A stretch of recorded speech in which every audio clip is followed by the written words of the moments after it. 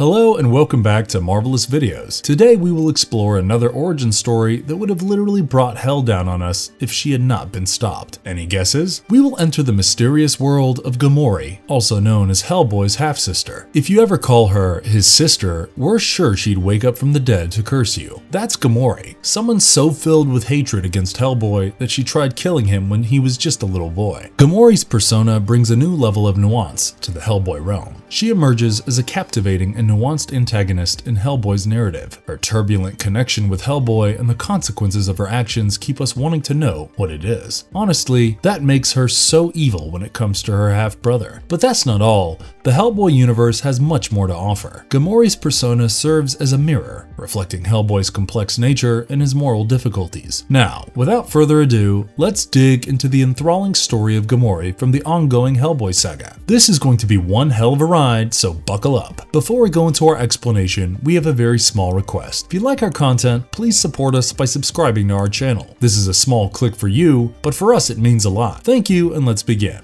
Gamori's mysterious backstory, half-sister of Hellboy. Gamori, as we know, is the half-sister of Hellboy who has never liked her brother and many times plotted against him. She was the daughter of Azael along with two others, Lusk and Gammon. Azael was a duke in Hell. They were content, at least as content as the people in Hell could get, before Azael created Hellboy and sent him to Earth as a ball of fire. Azael was imprisoned for this sin for eternity, and it is said that he eventually died here. However, fans never know what truly happened down there. Let us know in the comments what you think went down in Hell with Azael. Since Azael decided to make this sacrifice for Hellboy, the three others grew up with jealousy in their hearts, Gamori more so than others, but their uncle, who was also their guardian, Astaroth, always kept them in check. In the issue The Midnight Circus of the Hellboy comic, Hellboy is a young child who overhears his professor Trevor and his friend Malcolm talking as he sneaks into their office. The professor, or Trevor as we know, worked at the Bureau of Paranormal Research and Defense Headquarters in Fairfield in 1948. He is responsible for caring for Hellboy and many other unique paranormal beings. The professor and Malcolm discuss how Hellboy can threaten not just the professor,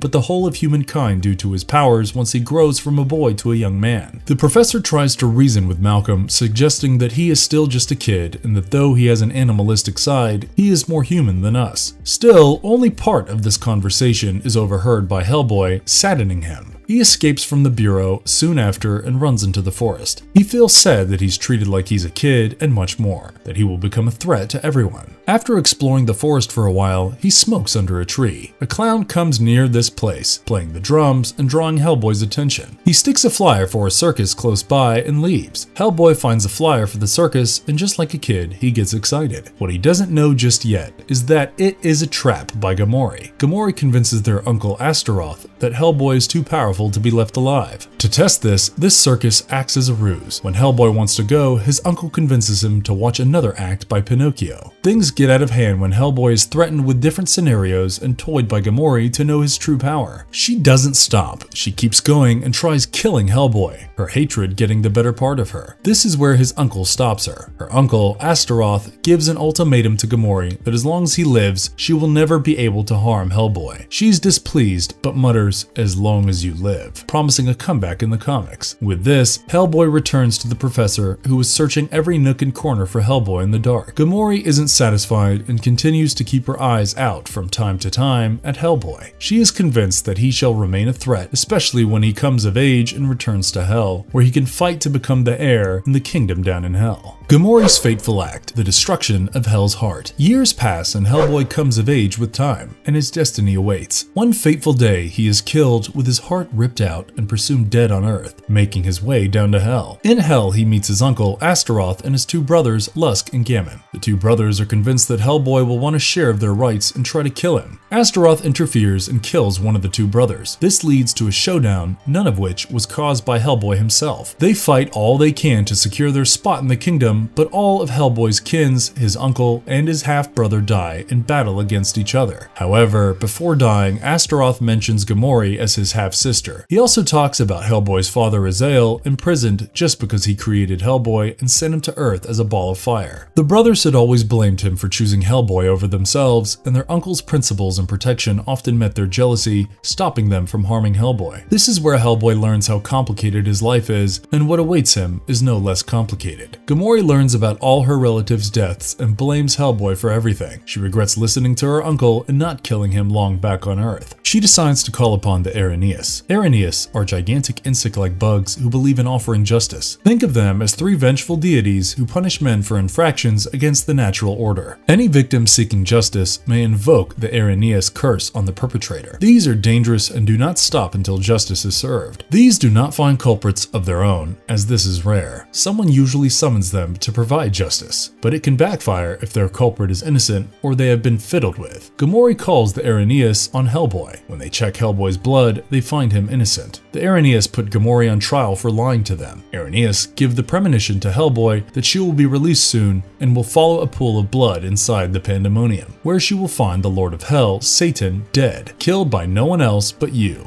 After seeing this, Gamori will go mad and scream at the top of her voice, bringing down the walls of Pandemonium. Many fans believe this was the reason that led to the destruction of Hell's heart. Well, at least the comics say so. Koshai's Tale, reliving Gamora's past through Hellboy's eyes. Gamori reappears in the comics in Koshai the Deathless, where Koshai, a soulless man, is invoked again and again by Baba Yaga to kill Hellboy. Hellboy had once attacked Baba Yaga, who collected souls illegally in Hell for its benefit. Hellboy tries killing it during the fight, but instead of killing by beheading, the sword hits its left eye. After this, Baba Yaga keeps invoking the soul of Koshai, the most robust soul it possesses, hoping to kill Hellboy. But Hellboy defeats Koshai every time he arrives. Koshai begs Baba Yaga to let him go and return his soul, only to see all his pleas go in vain. Baba Yaga runs out of power, but he still doesn't stop. He fills Koshai with hatred, yet Koshai cannot complete the task. Soon Koshai is freed from Baba Yaga. His soul is lost somewhere by Baba Yaga, and he resumes his search for his soul. Koshai also meets Hellboy, who informs him about what had transpired between him and Baba Yaga that led to this. During this conversation, Koshai reveals that he met a demon who was too weak and scrawny in the desert. This demon helped him with the directions. This demon is none other than Gamori. Gamori was on her way to the Pandemonium just as the Araneas had predicted, and soon she would destroy the Hell's heart. Hellboy speaks about how every kingsman and ruler is either turned vindictive or dead, and Pluto, the former king of Hell, will try to take this opportunity to regain his kingdom. Koshai understands this but doesn't realize why he's been given all this information. Hellboy soon disappears, leaving the protection of Hell in the hands of Koshai. It's interesting how Hellboy's single issue takes us through the ups and downs in Hellboy's life. He kills Koshai multiple times until he leaves the protection of Hell in his hands. This issue by Mike Mignola shows how and why Hellboy is one of our favorites. Gamori and Koshai's last stand. The story of Gamori, however, continues even after she brings down Pandemonium. After destroying the city of Pandemonium, Gamori is supposedly stuck there waiting to become the Empress of Hell. She loses all sense and thinks she is already the Empress of Hell. A mad look takes over her eyes and she remains inside the walls for years, filling herself with her accomplishments. Koshai, by now, has given up on his search for his soul and is provoked by a demon to fight Gamori, who is now a doorway to get Pluto to Hell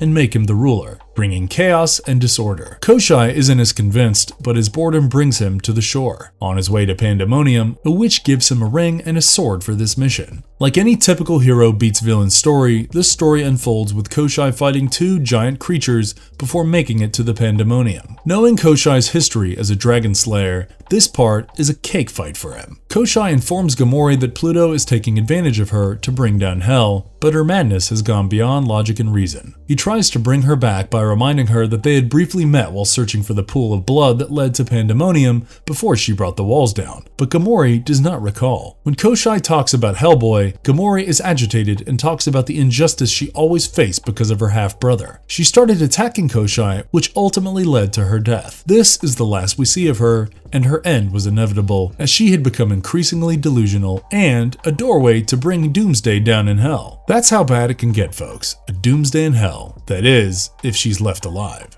Marvelous verdict. Gamori's existence in the Hellboy universe adds depth to the plot beyond the conventional hero-villain dynamic. Her troubled connection with Hellboy goes beyond sibling rivalry to the very essence of what it means to be different. To be born into a world where familial bonds are laced with the supernatural. The ramifications of Gamori's actions reverberate throughout the series, creating a lasting impression. Her involvement as a trigger for events that eventually lead to Hell's heart's destruction illustrates the gravity of her character. As the story progresses, progresses, it reveals a complicated web of familial ties, deception, and retribution. The characterization of Gamori adds a degree of moral complexity to the story. It makes the comics consider the weight of duty that comes with authority and the blurred lines between good and evil. As a character, Hellboy is a focal point in this continuing conflict. He struggles with his dual identities and complex interactions with people wishing to control or destroy him. Gamori's presence is a continual reminder of the fragile balance that keeps this cosmos together. Her persona is a mirror reflecting the intricacies and moral plights that Hellboy and those around him face. Finally, the detailed characterization of characters like Gamori makes Hellboy such a compelling and fascinating story. The Hellboy universe is more than just action and supernatural aspects, it's a story about the depths of human and non-human nature. And if you liked our content, don't forget to leave a like and subscribe to us if you haven't already. Have a good one and be safe. Thanks everyone.